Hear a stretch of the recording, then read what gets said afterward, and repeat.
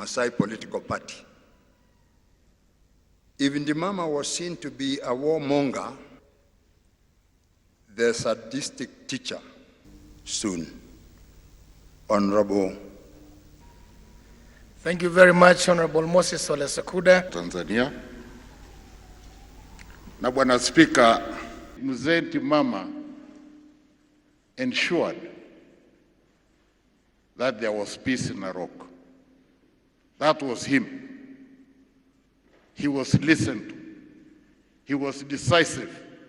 He was resolute. He was what he was. Finally, Ndimama, whether you liked him or you hated him, one thing is for sure. You cannot ignore him. You couldn't ignore him. He was there. You had to recognize that he exists.